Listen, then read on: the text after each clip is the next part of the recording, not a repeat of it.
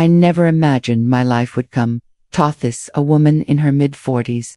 Standing alone in a beautiful house, feeling more invisible than ever. My husband was always gone his business trips, stretched from days into weeks, and when he did return his presence, felt more like a formality than a reunion. We barely spoke beyond small talk. Intimacy was something hadn't shared in years.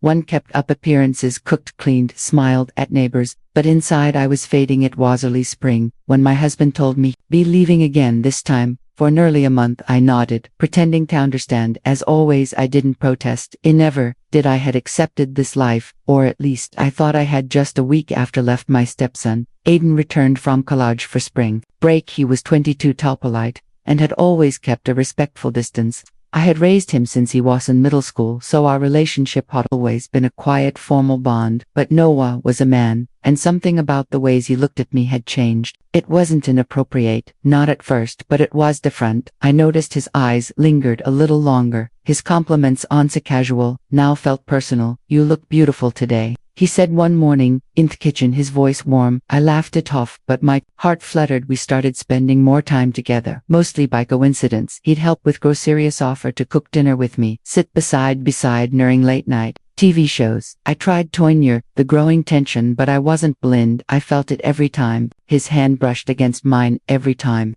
He stood just a little too close. One evening, we sat on the porch watching the sunset. He told me he admired how I held the familiar guitar, how strong I was for his father. He didn't know how to respond. I had never been praised like that, not in your something about his voice, gentle but honest, cut through the wall I had built around myself. I looked at him and saw more than my stepson. I saw a man who noticed I was alive. That night I couldn't sleep. I kept replaying our conversations, the way he looked at him, the way I didn't pull away. I told myself it was harmless, but deep down I knew I was lying. I knew this was more than loneliness. I had crossed an emotional line I could no longer deny. When I saw him again the next morning, his smile made me nervous. I was beginning to crave that attention, that feeling of being wanted, even if it was wrong. For the first time in a long while I fell awake, but I also felt afraid. I hadn't done anything, not yet, but I knew I was close, and if something didn't stop soon, I wasn't sure I'd be able to walk away from what was coming. Duty happened. On a Thursday evening, the house was quiet and the air felt heavier than usual. I had just finished dinner when the rain started falling hard, followed a sudden power outage with no lights, no distractions, and only candles for warmth. The atmosphere shifted. Aiden walked into the living room holding 2 glasses of wine. "Thought you could use it this," he said, smiling gently. I hesitated but took the glass. We sat in silence, the only sound being the rain tapping against the windows. The window loosened. My guard, our conversation drifted from memories to emotions. He opened up about how lost he'd felt lately, how much he appreciated buying home, how being around me made him feel safe. I listened, comforted by the honesty. Then he said something that stopped me cold. "You don't even realize how incredible you are, do you?" I looked at him confused, but he didn't look away. "You observe someone who sees you," he continued, "someone who actually makes you feel alive." My heart pounded. I wanted to dismiss it, to tell him this was inappropriate, but I didn't. Instead, I let these words soak in. I was starving for affection, for validation, and at that, it didn't matter who was giving it. I told him that sometimes I felt like I was fading in this house, like no one really saw me anymore.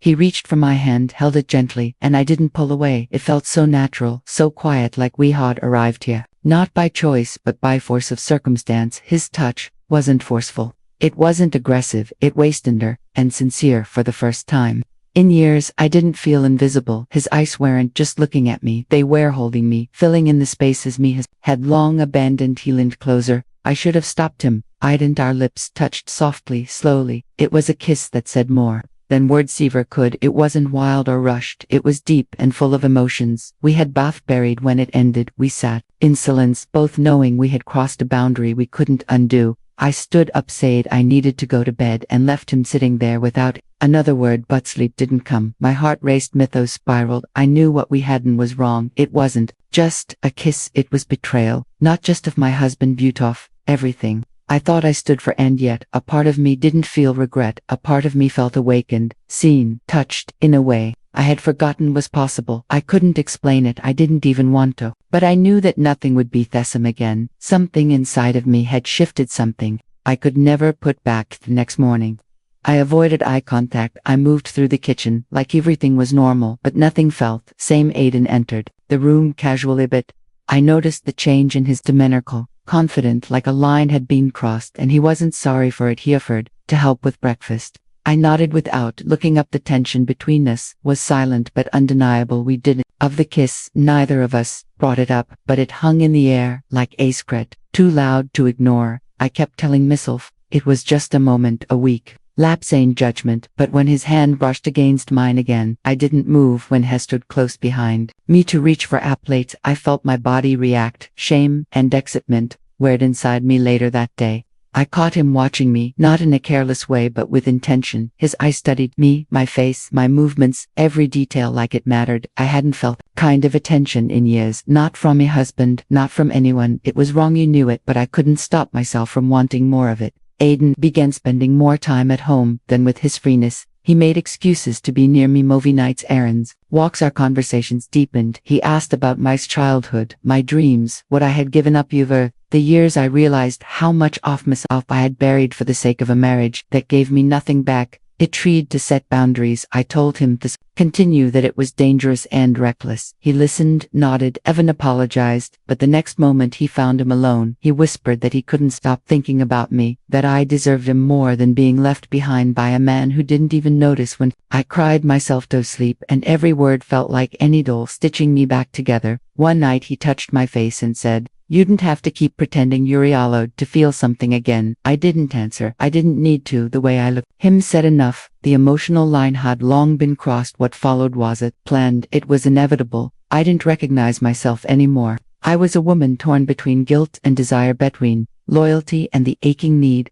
Tobe wanted. I told myself I was still in control, that I could stop this before it went too far, but the truth was, I had already fallen, and yet I feared the consequences, not just of being found out, but of what would happen when he left again, when his break ended, and I would be alone in this house once more. Would I take this version of me with him, or would I be left broken again, this time be a mistake I could never undo?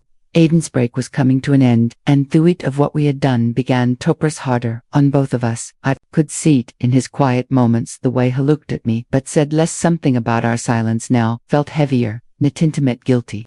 He started packing, and with every folded shirt, I felt pieces of me, fragile world collapsing. We had crossed the line, yes, but what now? We never spoke about what would happen next. Hadn't promised anything, and I didn't want illusions. I had lived long, wrapped in false security with a husband who barely noticed me, but this was different. It was raw, intense, wrong but real, and now it had to end. The night before his departure, he came to me, unsure for the first time since this began. He didn't reach for me. He just looked at me like he wanted to say something but couldn't. "I don't regret," he said quietly, "but I don't want to ruin your life either." I nodded, unable to respond. My throat tightened. I wasn't sure if it was heartbreak or relief when he left the next morning. I stood at the door like a stranger watching someone walk out of her life without ceremony. No goodbyes, no promises. A moment cut short. The house returned to its stillness, but this time, I'd felt colder. Days passed, and my husband returned as if nothing had changed. He brought back souvenir stories from meetings, spoke about business deals over dinner. He didn't notice the way I avoided his eyes, hadn't noticed how hollow